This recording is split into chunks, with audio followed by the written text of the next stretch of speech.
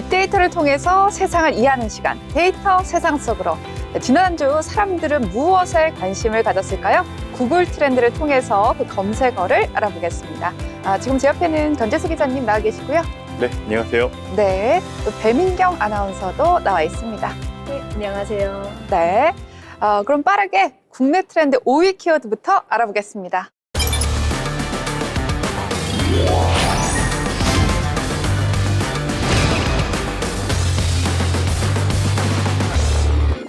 네, 마비노기입니다. 온라인 게임 이름이죠.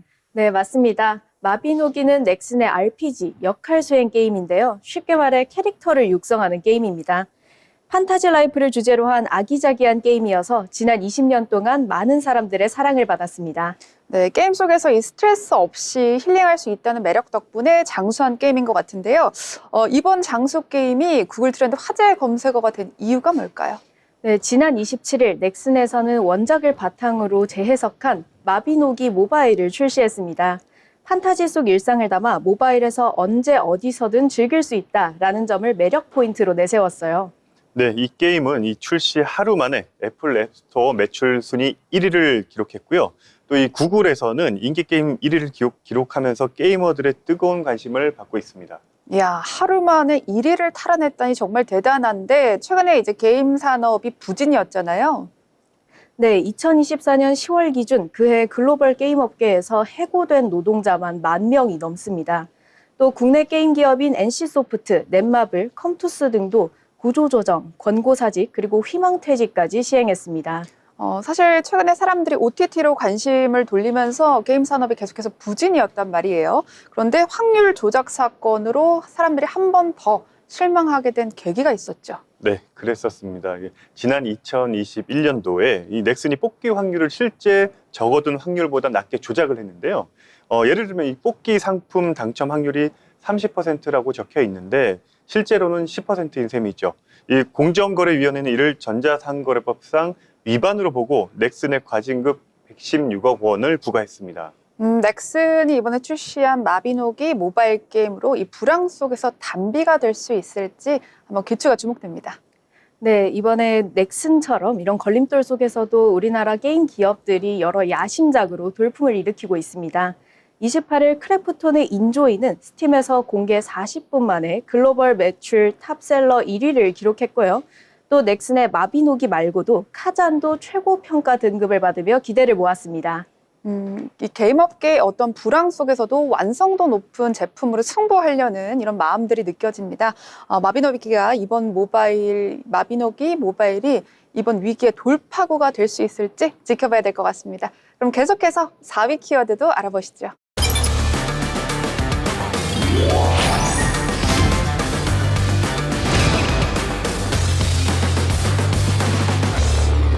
네, 설리 리얼입니다. 고 설리 씨 배우의 이름이 있고요. 또 리얼은 2017년에 개봉한 영화 이름이죠. 네, 맞습니다. 리얼은 김수현 그리고 고 설리가 주연 배우로 출연했었는데요. 처음에는 이정섭이 메가폰을 잡았다가 이후에 김수현의 사촌형, 과거 이사랑이었다 지금은 1호배로 개명한 이사랑이 감독을 맡았습니다. 2017년에 영화가 이렇게 한참 지나서 키워드에 오르는 것은 상당히 드문 일인데요. 결국 올 상반기 가장 충격적인 뉴스 중 하나죠. 김수현 사태가 걷잡을 수 없이 커지고 있다라는 생각이 듭니다. 연관 검색어 살펴보시면 설리, 유가족, 감독, 그리고 대역 등이 떴습니다, 기자님. 네, 이 설리가 영화 리얼을 촬영할 당시 이 노출에 대한 그 강요를 받았다 이런 의혹이 제기되고 있는데 이 설리 유족 측은 배드신이 대본상에는 없었는데 이 영화를 촬영하면서 노출 장면이 추가됐다 이렇게 주장하고 있습니다. 네, 설리의 유족 측은 당시 노출 장면을 찍을 대역 배우가 있었음에도 왜 대역 배우를 쓰지 않았냐라고 물으면서 김수현과 이사랑 감독에게 해명을 요구했습니다. 거기다가 설리의 친오빠는 이날 SNS에 사디스트다 이런 글을 남기는 등 김수현을 겨냥하는 듯한 발언을 했습니다. 이게 벌써 8년 전 영화잖아요. 그런데 이제 리얼이란 영화 당시에 설리의 노출, 배드신 이런 자극적인 키워드로 홍보가 많이 됐단 말이죠. 가족들 마음이 좀 타들어갔을 것 같다라는 생각이 드는데 이 초반에 메가폰을 잡았던 이정석 감독이 최근에 SNS에 글을 하나 올렸다면서요. 네, 그렇습니다. 이정석 감독은 리얼의 감독 교체 해프닝에 대해서 SNS에 글을 인용을 했는데 감사하다. 오랫동안 참 많이 마음이 아팠다라는 소회를 털어놨습니다. 그러면서 이 본인은 영화 촬영 중간에 하차해서 해명 권한이 없다라고도 얘기를 했습니다. 네, 거기다가 이정석 감독은 고 김세론 논란에 얘기를 덧붙였는데요. 똑같은 작전, 모독이라고 언급하면서 김수현에게 굉장히 비판적인 의견을 냈습니다. 거기다가 김수현은 유족 주장이 조작이다 라며 모든 의혹을 부인했고 또 이사람 감독은 공식적인 해명이 아직 없는 상태입니다. 김수현은 현재 미성년자였던 고 김세론 씨와 6년간 연애를 했다라는 의혹을 받고 있는 상태입니다. 최근에 뭐 그런 기자회견했죠. 만난 것은 사실이지만 성인 이후에 만났다라고 하면서 눈물의 기자회견을 펼쳤는데 아마 이 부분 다음 주 방송에서도 키워드로 뜨지 않을까라는 생각이 듭니다. 이제 3위 키워드로 한번 넘어가 보도록 하겠습니다.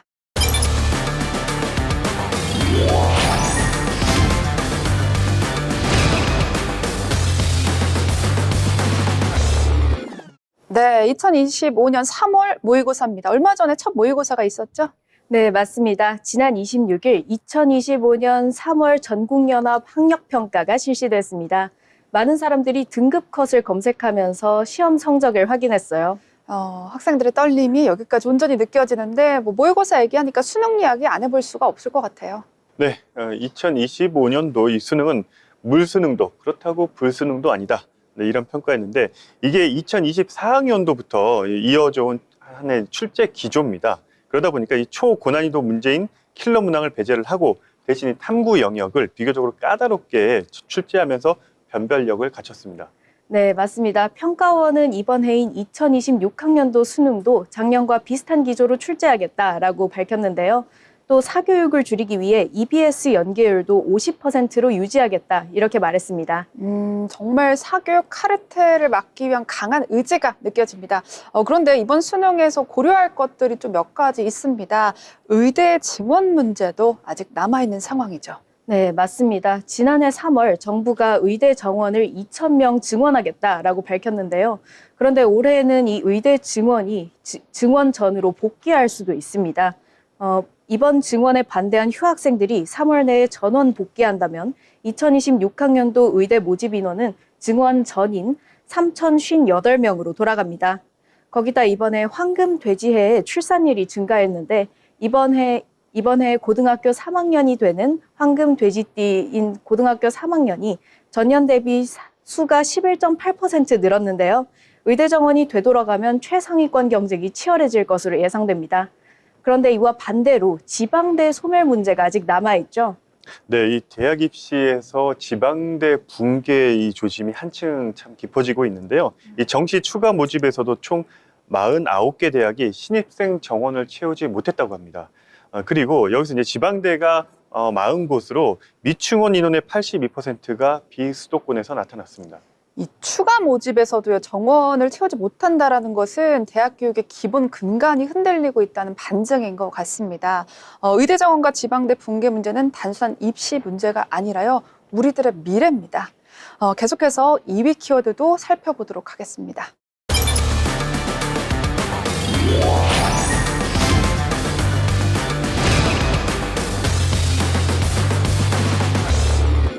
이재명입니다. 얼마 전에 재판 결과가 나오면서 화제의 검색어에 올랐죠.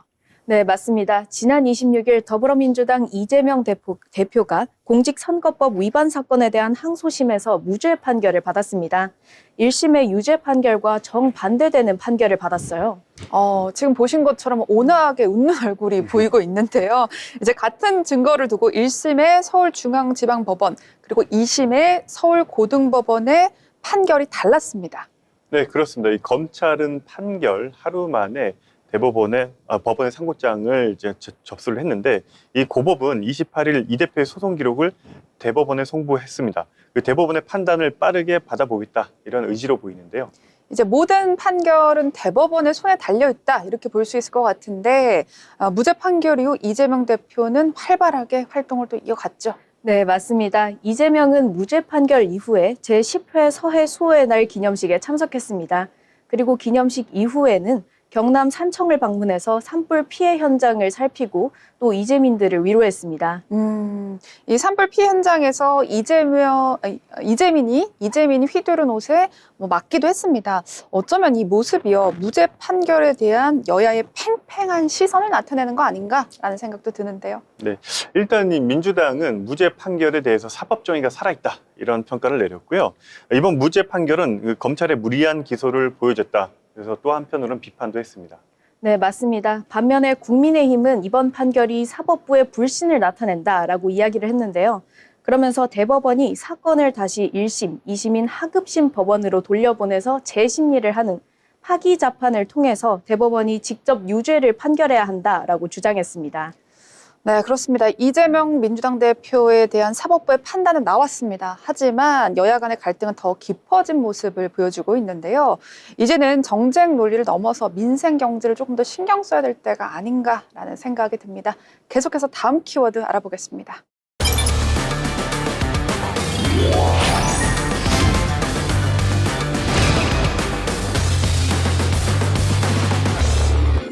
네, 모두가 예상하셨다시피 이번 주는 산불 현황입니다. 10만 건 이상 검색된 화제 1위 키워드죠. 네, 21일 경남 산청에서 시작돼서 열흘 동안 안동, 하동, 지리산 국립공원을 불태웠는데요. 이 대형 산불이 약 213시간 만에 꺼졌습니다. 산불은 축구장 2,502개의 규모를 태웠고 인명피해는 75명, 재산피해는 약 2조 원으로 추정되면서 역대 최악의 산불이다라는 이야기가 나왔어요. 이번 산불이 정말 심각했던 게요. 지난 1월 발생한 LA 산불이 23,200헥타르의 피해를 입었는데 이렇게 작은 우리나라에서요. 의성 안동에 있었던 산불만 32,200헥타르로 LA 산불의 1.5배가 넘는 현황을 보였습니다. 근데 이렇게 작은 땅에서 이렇게 화재가 크게 날 수 있었던 원인이 도대체 뭔가요? 네, 이 산불은 주로 건조한 날씨에 많이 발생을 하는데 2월, 3월경에 이례적으로 집중이 됐다고 합니다. 사실 적은 강수량, 또 건조한 날씨, 거기에다가 이 강풍까지 불었는데 초속 13m 안팎의 강한 돌풍까지 더해져서 이 산불이 빠르게 확산됐다고 합니다. 네, 거기다가 불이 옮겨 붙은 지리산 부근은 높은 산악지대라 헬기로만 진화가 가능했는데요. 그런데 우리나라엔 소나무가 굉장히 많잖아요. 그런데 소나무 같은 침엽수림이 다른 나무들보다 발화가 쉽습니다. 거기다가 낙엽층이 굉장히 두꺼워서 헬기로는 불이 제대로 꺼지지 않았다고 합니다. 네, 이런 이유 때문이었을까요? 구글 트렌드에서요, 날씨라는 키워드가 사실은 1위였습니다. 100만 건 넘게 검색이 됐었거든요. 근데 27일 밤에 내렸던 1에서 2mm 정도의 아주 얕은 비가 이 산불 진화에 도움이 됐었다면서요. 네, 맞습니다. 처음에는 산림청도 너무 찔끔 내린 비가 분무기 수준이다 라면서 산불 진화엔 도움이 되지 않을 거다라고 예상했었는데요. 그런데 이 비가 진화에 방해가 되는 연기를 잡아주고 또 불똥이 튀는 것을 방지해서 진화에 굉장히 큰 도움이 됐다고 합니다. 산림청장은 산불 이후에 처음으로 진화하기 좋은 날씨다라고 말했어요. 이게 문자 그대로 이런 걸 보고 단비라고 하는 것 같습니다. 덕분에 불길을 잡을 수 있었던 것 같고요. 하지만 이번 산불이 수많은 이재민과 또 엄청난 재산 피해를 낳았습니다. 예, 근데 이런 상황에서 그래도 좋은 소식은요. 기업의 기부 행렬이 이어지고 있다면서요, 기자님. 네, 참 안타까운 일이 벌어졌는데 다행히도 이제 여러 기업들의 기부 행렬이 이어지고 있습니다. 28일 애터미는 산불 피해 지원으로 100억 원을 기부했습니다. 이 재해 재난 성금 가운데 단일 기부 금액으로는 역대 최고액이라고 하는데 이 기부금이 애터미 회원들이 모은 모금 활동으로 조성이 됐고요. 현재 이 애터미 회원들의 모금 활동은 100억 원 이외에도 별도로 또 따로 진행을 하고 있다고 합니다. 네, 맞습니다. 거기다가 삼성이 30억, LG, SK, 현대차, 포스코가 각 20억씩 기부를 하고 또 이와 별개로 이재민 피해 구호 물품 이런 것도 별도로 지원했다고 합니다. 산불 피해 극복에 기업들이 양팔을 걷어붙였습니다. 네, 최악의 상황은 넘겼습니다. 그러나 혹시나 모를 재발화를 위해서 잔불과의 전쟁은 계속될 것 같다라고 보여집니다. 지금까지 데이터 세상 속으로 국내 트렌드였습니다.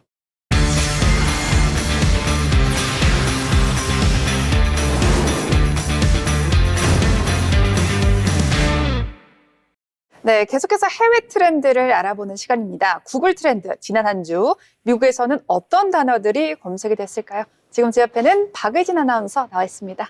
네, 안녕하세요. 네. 계속해서 그러면 5위 키워드부터 살펴보시죠.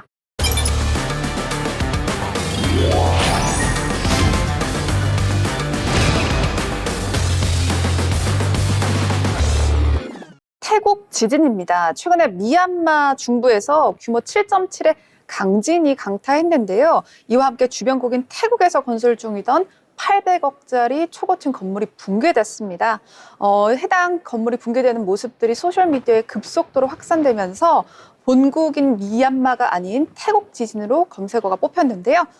지진 상황, 의진 아나운서 한번 소개해 주시죠. 네, 지난 28일 미얀마 내륙에서 규모 7.7의 강진이 발생했습니다. 이번 지진은 이웃에 있는 태국, 베트남, 라오스까지 흔들면서 엄청난 피해를 남기면서 전 세계가 충격에 빠졌죠.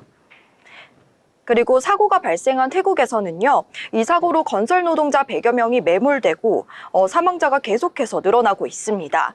이와 관련해 소셜미디어에서는요, 태국에서 건설 중이던 33층짜리 고층 건물이 강한 충격과 함께 순식간에 무너지는 영상이 퍼지고 있습니다.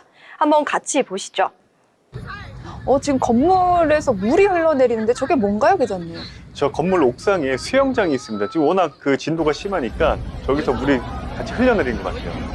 네, 지진 한 번으로 이렇게 건물이 한 번에 무너지고 있습니다. 지금 보시는 게 800억짜리 건물인데 거의 레고처럼 와르르르 흘러내립니다. 네, 이 영상은 다른 각도에서 찍었죠. 지금 저 현장에 근로자들도 지금 제대로 피신을 못해서 매몰돼 있다는 얘기도 있는데 상당히 안타깝습니다. 네, 그렇군요. 정말 참담한 실정입니다. 이 붕괴 사고로 건축 과정에서의 문제가 드러나면서 태국 정부가 지금 조사를 진행 중이라고요? 네, 태국 정부는 유독 한 건물만 무너지고 큰 피해가 난 만큼 시공을 맡은 중국 국영기업 계열 건설사를 조사하기로 했습니다. 태국 감사원 청사로 쓰일 예정이던 이 건물은요, 800억 원 넘게 들여서 3년 넘게 공사했는데요.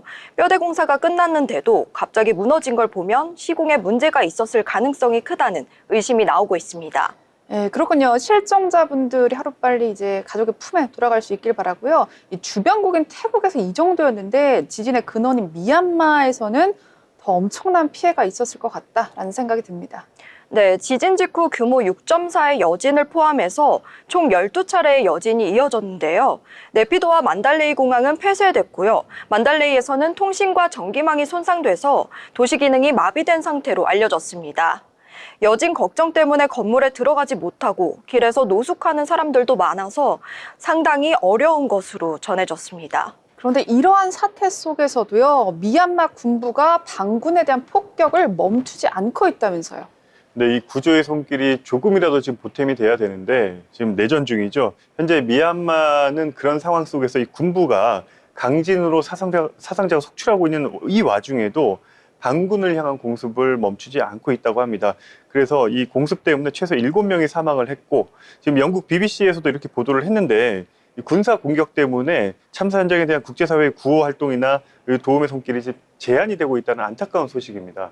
네, 미얀마 반군은 2주간 지진 피해가 지역에서 휴전을 선언했는데 지진 피해로요. 그리고 군부는 이에 응하지 않고 공습을 계속하고 있는 걸로 알려졌습니다. 네, 지난 29일 업데이트한 이 보고서에 따르면요. 사망자 수가 지금 1만 명을 넘어설 확률이 71%에 달한다. 이렇게 돼 있고 최대 10만 명 이상이 이를 가능성도 36%나 된다고 합니다. 그런데 이 더 큰 문제는 사망자가 앞으로 계속해서 더 늘어날 것 같다. 이런 전망이죠. 정말 사망자 숫자조차도 제대로 집계가 안 되는 참담한 실정입니다. 하루빨리 피해를 입은 미얀마, 태국, 라오스가 회복되기를 기원하도록 하겠습니다. 계속해서 다음 키워드 알아보시죠.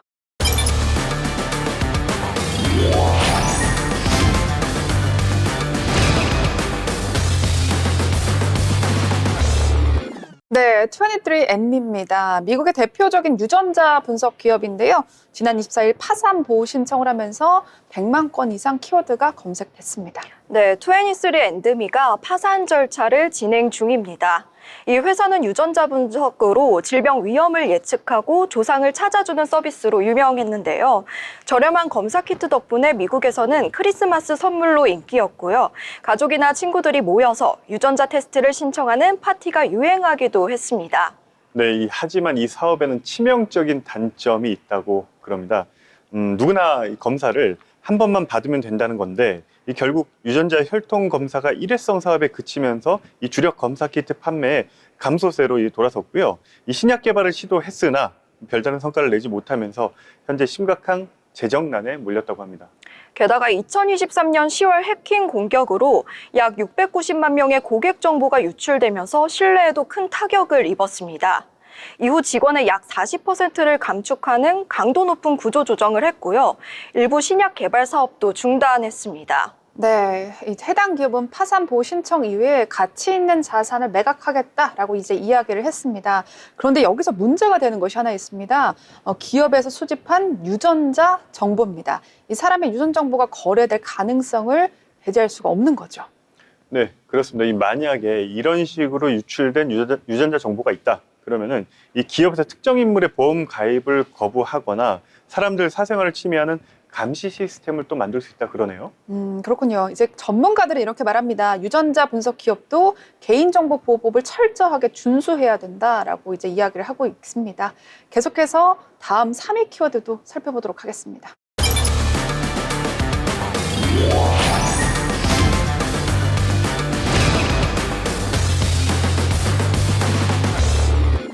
네, 디 애틀랜틱입니다. 언론사 이름인데요. 우리에게는 조금 생소한 기업 중에 하나입니다. 그런데 무려 100만 건 이상이 검색됐습니다. 이유가 뭐죠? 네, 미국의 외교 안보 핵심 고위 인사들이 보안 조치도 없이 민간 메신저 시그널 단체 채팅방에서 예멘 후티인 반군 공습과 같은 군사 기밀을 논의한 사실이 드러나면서요.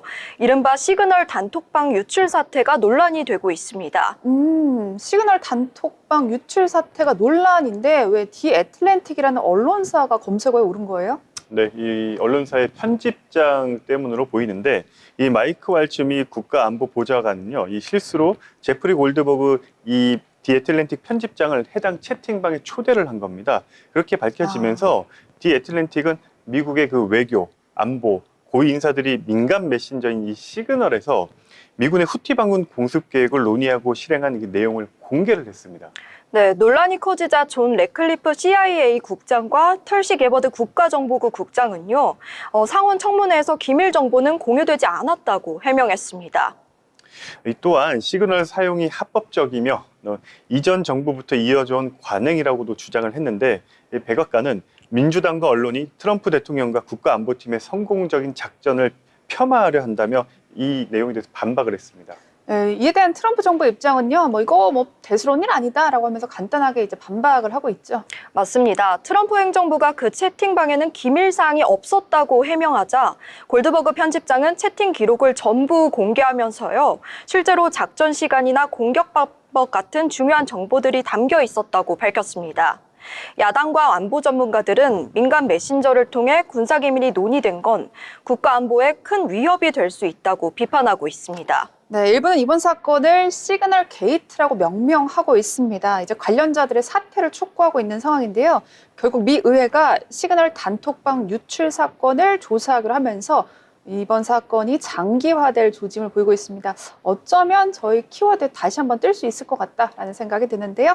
계속해서 2위 키워드도 살펴보겠습니다.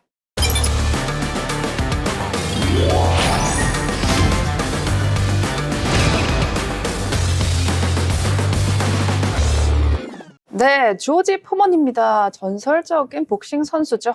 네, 이 복싱 역사에서 절대 빼어놓을 수 없는 인물입니다. 전설적인 인물이죠. 이 올림픽 금메달리스트이자 최강의 헤비급 챔피언, 또 전기 그릴 사업으로 이 억만장자가 되기도 했습니다. 네, 지난 21일 KO 머신으로 불렸던 미국의 복서 조지 포먼이 향년 76세에 별세했는데요. 유족들은 포먼은 사랑하는 이들에게 둘러싸인 채 평화롭게 사망했다고 밝혔습니다. 부고 소식이 전해지면서 구글 트렌드 화제의 검색어에 올랐습니다. 네, 텍사스에서 태어났다고 알고 있는데 그의 삶이 어땠는지 궁금합니다. 흔히 말하는 길거리 아이, 스트릿키드였나요? 네, 어려운 집안 형편 때문에 학교를 중퇴하고 길거리에서 싸움을 하면서 지냈던 문제아였는데요. 그런데 어느 날 우연히 청소년 복싱 프로그램을 접하게 되면서 인생이 바뀌었습니다. 그로부터 단 2년 만에 미국 국가대표로 뽑히고 1968년 멕시코시티 올림픽에 출전하게 됐습니다. 와, 이 단 2년 만에 올림픽 대표다. 이 확실히 스포츠 관련된 유전자는 타고나야 되는 것 같습니다. 그런 것 같아요. 네, 거기서도 그냥 참가한 게 아닙니다. 결승전에서 소련의 강자 라운드 이바노프를 KO로 꺾고 그리고 금메달을 목에 걸었습니다. 이야, 정말 한마디로 영화 같은 스토리다라고 볼 수 있을 것 같은데 이후에도 엄청난 경기력을 보여줬죠. 네, 올림픽 금메달을 따고 프로로 전향한 포먼은 엄청난 파워와 공격력으로 전승을 이어갔는데요. 그리고 1973년 드디어 헤비급 챔피언 조 프레이저와 맞붙게 됩니다. 당시 무패 행진 중이던 프레이저를 상대로 단 2라운드 만에 무려 6번을 다운시키며 KO 승리를 거두었습니다. 네, 저도 유튜브로 몇 번 봤는데 정말 충격적인 경기였습니다. 당시 조 프레이저는 무패 챔피언이었지만 조지 포먼의 엄청난 파워 앞에는 나이가 젊어도 속수무책이었다라는 생각이 들고 이번 경기로 이제 포먼은 단순히 새로운 헤비급 챔피언 최강자로 떠올랐었죠. 네, 그럼 이제 이 무적의 챔피언이 되면서 모두가 조지 포먼의 시대가 왔다라고 생각을 했는데 하지만 1974년 러블 인 더 정글, 이 정글에서 펼쳐진 경기로 무하마드 알리, 전설적인 복서죠. 알리와 역사적인 경기를 치렀습니다. 아, 그 유명한 경기 이 당시 이제 포먼이 유력한 승리 후보였죠. 맞습니다. 젊고 강한 챔피언 포먼 대 노련한 베테랑 알리. 대부분의 전문가들이 포먼이 KO 승리할 거다라고 예상을 했습니다. 그런데 결과는 완전히 달랐습니다. 아니 그럼 당시에 무패 행진을 이어가던 포먼이 설마 또 진 거예요? 네. 하지만 무하마드 알리는 경기에서 로프 어도프 전략을 사용했습니다. 이게 이제 맞으면서 버티는 하나의 전술인데 알리는 이 초반부터 포먼의 강력한 펀치를 계속 맞아주면서 이 로프에 기대면서 또 방어를 해갔죠. 네, 이때 알리는 철저하게 계산된 전략을 썼습니다. 포먼은 워낙 강한 타격을 퍼붓는 스타일이라서 체력이 빨리 떨어졌거든요. 아, 그러니까 알리가 맞아주는 척 하면서 포먼이 기진맥진해질 때까지 기다린 거군요. 네, 바로 그겁니다.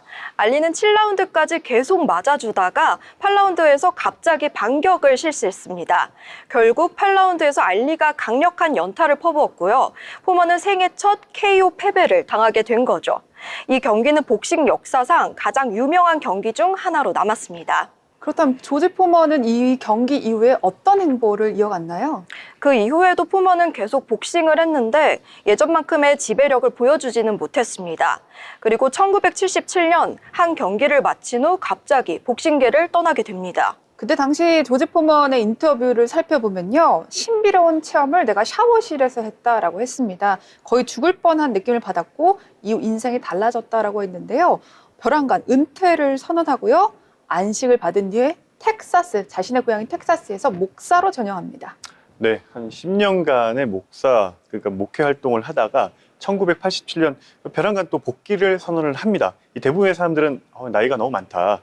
예전 같은 실력은 안 나올 거다. 이런 얘기가 있었죠. 네, 복귀 후 몇 년이 흐른 뒤에는 45살의 나이로 당시 챔피언 마이클 무어와 타이틀 매치를 치르게 됐는데요. 모두 불리할 거라고 예상을 했는데 결국 승리하면서 다시 챔피언이 됐습니다. 이 기록은 아직도 깨지지 않았고요. 은퇴 후엔 조지 포먼 그릴로 큰 수익으로 성공을 거두면서 수익을 자선 활동과 목회에 썼습니다. 와, 정말 이제 다이나믹한 조지 포먼의 삶을 한번 저희가 짚어봤습니다. 와, 정말 영화보다 더 영화 같은 삶을 살아서 삶에 전혀 후회가 없을 것 같다라는 생각이 드는데요. 계속해서 1위 키워드 살펴보시죠.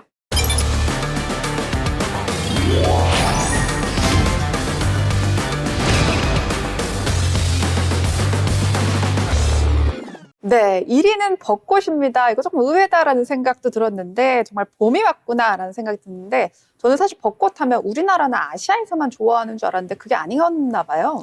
네, 그렇습니다. 사실 비교적 짧은 그 시즌을 보내는 곳이 한국이고요. 미국 같은 경우는 한 달을 넘게 보낸다 그래요. 그래서 이제 마치 축제처럼 즐기는 차이가 있는데 비교를 해보면 한국은 벚꽃을 이 시즌에는 데이트와 산책, 이런 인식이 강하고 미국 같은 경우에는 벚꽃 하면 이제 함께 즐기고 대형 페스티벌 문화를 즐길 수 있는 어떤 그런 하나의 행사로 자리매김을 했다. 이런 얘기가 있더라고요.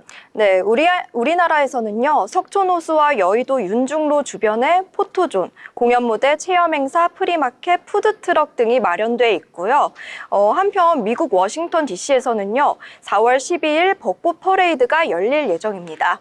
네, 이 뉴질랜드는 남반구에 위치해 있죠. 우리나라와 이제 계절이 정반대다 보니까 뉴질랜드의 그 봄철은 9월 중순이라고 합니다. 9월 중순에 만개한 벚꽃을 볼 수가 있는데, 특히 오클랜드의 코널 공원이죠. 코널 공원은 도심 속에서 벚꽃을 감상하기 아주 좋은 명소로 잘 알려져 있고요.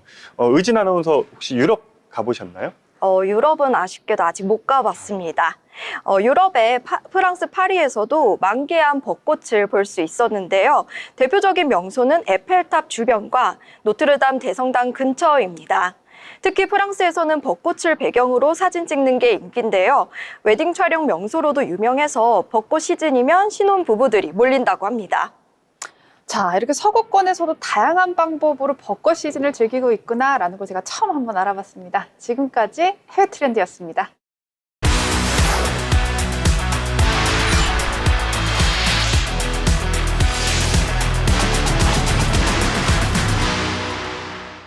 네, 견재수 기자의 취재 수첩 시간입니다. 네, 지난주에 저희가 다뤘던 주제가 슛돌이 세무서장이었는데 반응이 꽤나 뜨거웠습니다, 기자님. 네, 여러 가지 반응이 있었는데 실제 저런 일이 있었어? 라는 반응도 있고요. 그리고 참 좋은 취재를 했다. 그래서 격려해 주신 분도 있고, 아무쪼록 이 취재 수첩에서는 앞으로도 잘 알려지지 않은 사건들을 잘 발굴해가지고 여러분께 소개를 해드리는데 최선을 다하겠습니다. 네, 최선을 다하는 취재 수첩. 오늘도 기대가 되는데 오늘은 어떤 주제인가요? 혹시 대왕고래 프로젝트라고 들어보셨나요? 저는 뭐 포항 앞바다에서 석유랑 천연가스가 매장돼 있다라고 해서 당시 유명했던 것 같고 떠들썩했던 것 같은데 저는 그때 그 생각했거든요. 이러다 우리나라도 뭐 산유국 되는 거 아니야? 떼돈 버는 거 아니야? 이렇게 생각했던 건데 그렇죠. 맞나요, 이거? 네, 저도 대통령이 직접 방송에서 대국민 브리핑까지 하면서 하니까 진짜 산유국이 되는 거 아닌가 하고 기대를 했었습니다. 아마 많은 분들이 같은 생각을 하셨을 거라 이렇게 사료가 되는데, 네. 당시 윤석열 대통령이 그 포항 앞바다에 석유와 천연가스가 매장돼 있다 이렇게 대국민 브리핑을 직접 하면서 큰 화제가 됐었죠. 사실 이제 이 대왕고래 프로젝트 관련해서 논란이 많은데 1차 탐사 시추에서는 경제성이 없다. 그러니까 이거 할 수가 있나 이런 시비가 좀 생겼는데, 한쪽은 시추를 계속해야 된다. 하지만 또 한쪽에서는 아니 이렇게 경제성이 없는 걸 계속하냐, 이거 혈세 낭비다, 이런 의견이 부딪히면서 지금 현재는 좀 답보 상태에 와 있는 상태입니다.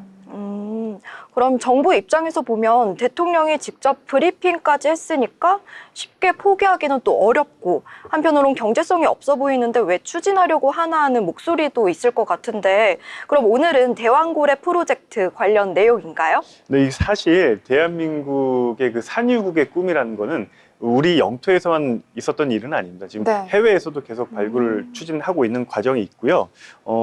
현재도 지금 이제 전 세계에서 이 꿈을 실현하기 위해서 많은 프로젝트가 진행이 되고 있는데, 오늘은 해외 유정 개발 프로젝트를 시도를 하다가 좀 이제 흥망성쇠의 길을 걷게 된 한 기업 이야기를 준비를 해봤습니다. 당시 이 기업의 리스크를 최초로 취재를 했었는데, 그 과정에서 겪었던 여러 가지 에피소드, 그리고 만약 이제 오늘 시간이 허락한다면은 되게 재밌는 얘기들도 뭐 할 수 있을 것 같습니다. 네, 기대가 됩니다. 유전이나 자원 개발은 저희가 처음 다뤄보는 아이템인 것 같은데 단순히 여기서도 유전이나 자원 개발이 아니라 뭔가 리베이트도 있지 않을까 이런 생각도 또 듭니다. 예, 이제 본론 들어가면은 국내에 한 이제 종이를 생산하는 제지업체가 있었습니다. 이 제지업체가 돌연 해외에서 석유 개발을 시도하겠다, 이런 프로젝트를 진행한다는 발표를 했는데, 사실 그렇게 하면서 실패를 맛을 봤어요. 곤혹을 좀 치르는 일들도 있고, 이 회사가 현재 확인해 보니까 합병의 길을 걸으면서 사실상 다시 본업인 종이, 그러니까 제지 사업에 매진을 하고 있더라고요.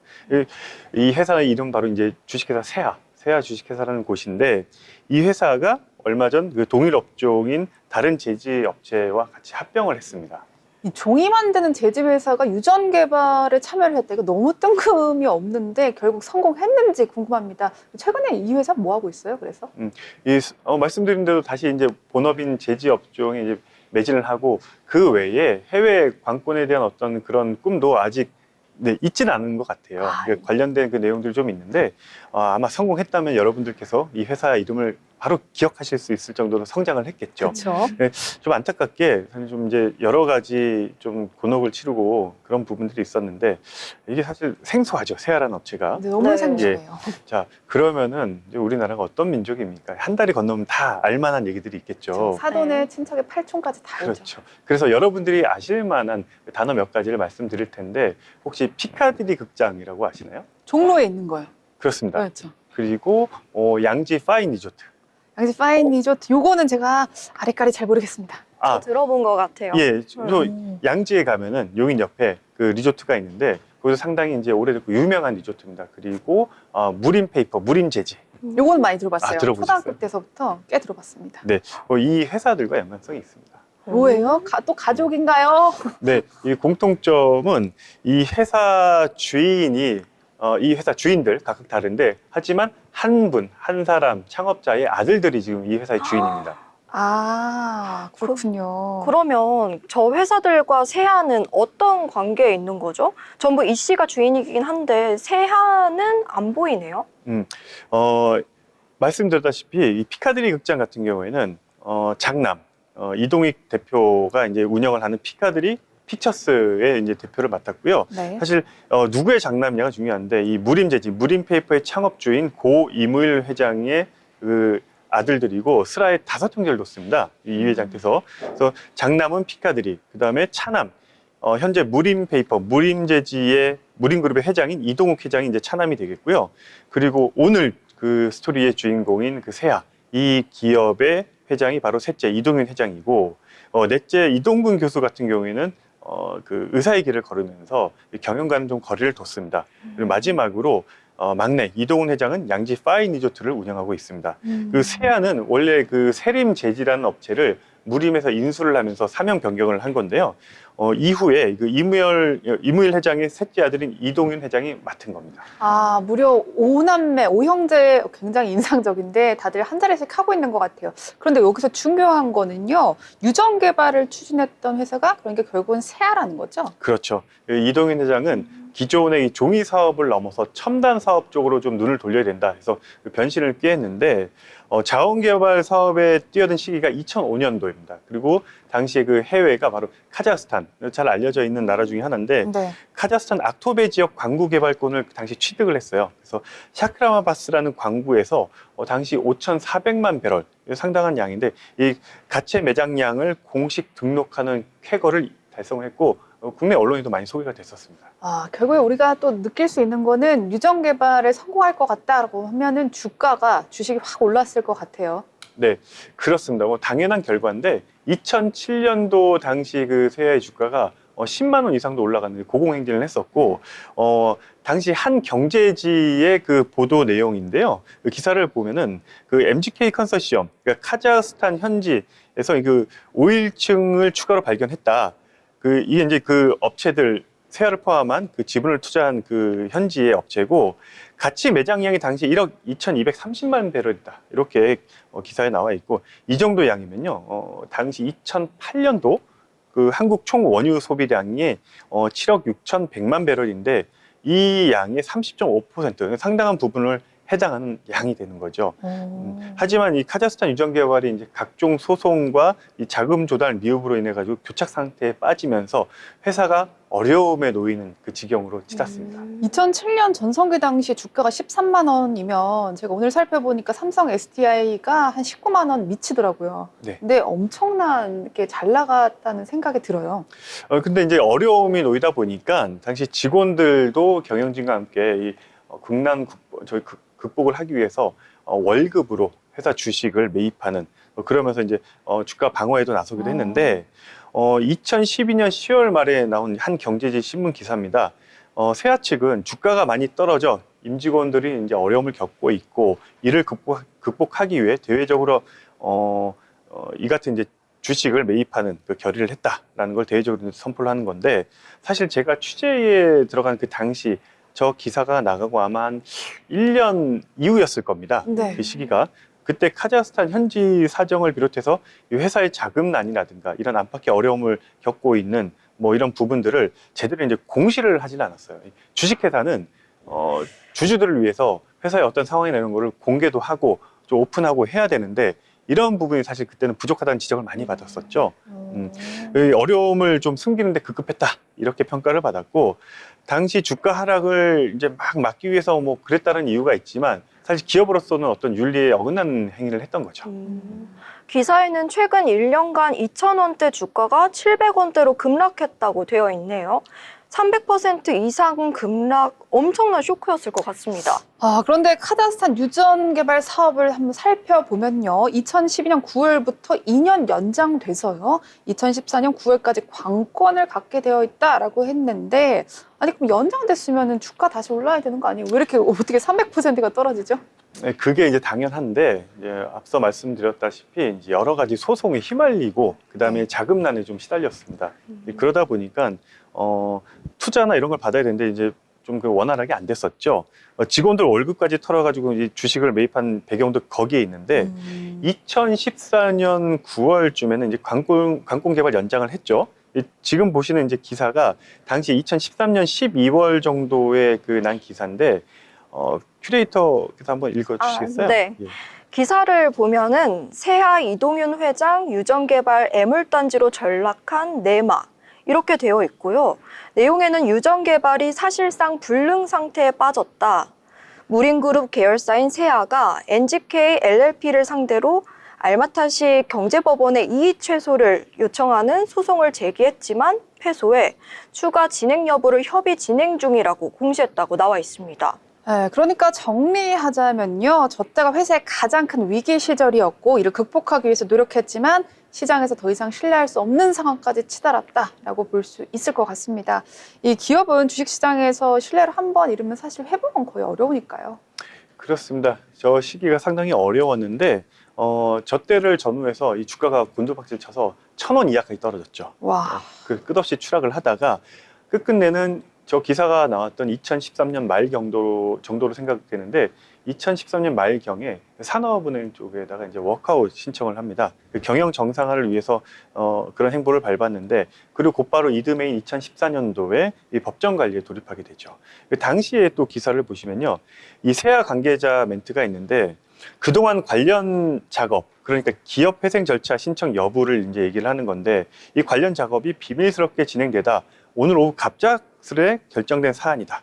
구체적인 워크아웃 신청 사유를 이렇게 밝혔는데, 사실 이 사실상 어려운 경영 환경을 제대로 주주들에게 알리지 않았고, 끝까지 카자흐스탄 유전 개발 사업의 꿈을 포기하지 않았던 그 많은 주주들이 결론적으로는 상당히 손해를 보게 되는 상황이죠. 아니 그러면 기업이 이렇게 안 좋은 상황까지 치달을 때까지 사람들한테 알리질 않았는데, 그럼 손해가 엄청날 거란 말이죠. 주주들 어떻게 했어요? 제가 봤을 때는 가만히 지켜만 보지는 않았을 것 같은데요. 네, 맞습니다. 가만히 있지 않았겠죠. 주주들이 당연히 그랬는데, 이제 한번 자료 한번 보실 텐데요. 사진 보다시피 이게 지금 어떤 장면으로 보이세요? 경찰인 것 같고 압수수색 들어가는 것 같고 드라마나 영화에서 본 어떤 전형적인 장면 아닌가라는 생각이 드는데요. 네, 저 당시가 2013년 경 정도로 제가 추정이 되는데, 기억이 납니다. 경찰이 저 세아를 6월, 9월 두 차례에 걸쳐 압수수색을 합니다. 그런데 이때 제가 취재를 한참 시작할 때였는데, 이런 사실을 해당 주주들은 잘 모르고 있더라고요. 그러니까 회사 쪽에서는 주가 하락에 대한 우려 때문에 공개를 하지 못했던 걸로 제가 이제 사료가 되는데, 물론 경찰이나 검찰이 특정 기업, 특히 이제 상장사에 대한 압수수색을 한다는 것은 어느 정도 그 불법을 저지른 증거를 확보하고 들어가는 거거든요. 네. 네, 그런 거에 의미가 있습니다. 그런데 전 이해가 안 가는 게요. 어떻게 경찰 수사 직전까지 주주들이 전혀 모를 수가 있죠? 이게 소문이라는 게 좀 퍼지지 않나요, 사실? 그러니까 이 압수수색 영장을 받는 게 상당히 어려운데, 네. 상당히 많이 회사에서 여러 가지 차단을 한 거죠. 왜냐하면은 저 광구 개발은 카자흐스탄, 그러니까 해외에서 벌어지다 보니까 정보를 취합하는데 제한적인 상황이 돼버리는 거죠. 그러니까 주주들도 어떻게든 그 내용을 물어보면 회사 쪽에서는 글쎄 뭐 확인을 해보겠다라든가, 그리고 이제 그런 내용들을 공시를 하거나 적극적으로 좀 반영을 해가지고 공개를 해야 되는데 그런 어떤 자세나 태도가 당시엔 좀 미흡했다. 이런 좀 의혹들이 있었고 네. 사실 판사가 저렇게 경찰이 압수수색을 할 때 영장을 내주는 경우에는 어느 정도 범죄 정황 수준을 넘어서 구체적인 뭐 범죄 혐의 또 이런 증거 자료를 첨부를 해서 영장 신청을 하게 되거든요. 네. 그렇다면은 어느 정도는 이제 불법적인 부분이나 이런 자료를 알고 그럼 이 수사 들어가야 된다 해서 압수수색 영장을 내줬다 이렇게 보시면 됩니다. 이게 아무래도 한 10년 전이죠. 2013년 경이니까 지금보다는 인터넷이 조금 덜 발달돼서 가능했던 일인 것 같기도 하고 또 유전이라는 것 자체가 워낙 이제 생소한 분야다 보니까 사람들이 사실 아무리 주주라고 해도 해당 지식이 없어서 그냥 조금 믿고 넘어가고 있었던 게 아닌가라는 생각이 드는데 취재 과정에서 재미난 스토리가 있다면서요. 뭐 카자흐스탄 정부에서 연락이 왔다는 그건 뭐예요? 이제 이게 뭐 10년도 더 된 일이니까 네. 당시에 뭐 사정기관에서 압수수색도 하고 한 타이밍에 주주들은 저런 내용 잘 모르잖아요. 그렇죠. 그러니까 언론은 그런 부분들을 좀 있는 그대로 오픈을 해야 되는 부분이고 취재를 들어갔는데 회사 쪽에서도 좀 기사가 안 나갔으면 하는 어떤 이런 제스처를 많이 취했어요. 그래서 네. 주말에도 사실 연락이 와가지고 이 부분에 대해서 사실은 뭐 우리가 알고 있는 그러니까 취재 내용과 좀 다를 수 있으니 우리 쪽 입장을 좀 들어달라. 어떤 이런 얘기를 많이 전달을 해주셨는데 실제로 그 당시에 카자흐스탄이라는 나라가 저런 부분에 있어서는 어느 정도 지금 한국과는 좀 결이 좀 달랐습니다. 다시 말씀드리면은 공무원 사회의 어떤 부패도 뭐 이런 부분들이죠. 네. 그러니까 10년이 훨씬 지났으니까 지금 말씀드리는데 당시에 카자흐스탄 현지에도 좀 어떤 부패 세력들 어느 나라에 있겠으나 그런 부분들이 좀 있어서 대통령이 직접 비밀리에 네. 측근을 통해서 저 정부의 비밀을 척결하기 위해서 네가 좀 움직여라. 그래서 우리로 치면 이제 국정원, 예전 치면 이제 뭐 보안사령부 이렇게 해서 비밀 경찰 개념으로 네. 우리로 치면은 대령 정도 계급인 분이 거기 이제 수장이었어요. 네. 그래서 그쪽에서 어떤 연락이 왔었죠. 메시지가. 그쪽에서 기자님한테 다이렉트로 연락이 온 거예요? 나 한 다리를 건너서 왔는데 네. 그분이 이제 메시지를 주면서 그쪽 상황과 이쪽 상황을 좀 같이 교류를 좀 해야 된다. 그래서 우리 수사 당국이 진실을 개조하기 위해서. 지금 저기 관권 개발 그 주주들한테도 이런 내용을 알려야 되고 또 이 회사가 현지에서 어떤 의혹을 받았냐면은 그 현지 검찰 수사 당국 쪽에다가 좀 부정적인 어떤 그런 청탁이나 이런 걸 많이 했다라는 당시 카자흐스탄 현지에서 그런 내용이 좀 돌았습니다. 의혹들이. 뭐 아파트 한 채를 받기도 했다면서요. 뭐 그런 내용인데 그 누가 받은지 몰라요. 근데 네. 이제 그런 썰이고 의혹이고 네. 저 회사를 통해서 그 정도의 어떤 그런 로비를 받지 않는다 그러면 그 사람이 능력이 없는 걸로 현지에서는 이런 그 얘기가 돌 정도로 사실 저런 부분도 회사 쪽에서 적극적으로 소명을 하고 주주들한테 우리 이렇게 진행을 하고 있습니다라는 걸 좀 공개적으로 했으면은 이런 의혹 자체가 나올 일이 없을 텐데 좀 많이 은폐하고 엄폐하고 좀 폐쇄적으로 진행을 하다 보니까 네. 저런 얘기들이 한때가 좀 많이 나왔었습니다. 네, 카자흐스탄 정유회사가 얼마나 부패했었는지 또 우리나라 기업의 대왕고래가 얼마나 좀 어설픈 프로젝트였는지라는 생각이 듭니다. 자, 우리는 오늘 수많은 검색어를 통해서요 시대의 맥을 한번 짚어봤습니다. 작은 관심이 모여서 트렌드가 되고요. 그 트렌드가 또 다른 변화를 만듭니다. 다음 시간에는 어떤 트렌드가 세상을 움직일까요? 또 준비해서 오겠습니다. 고맙습니다.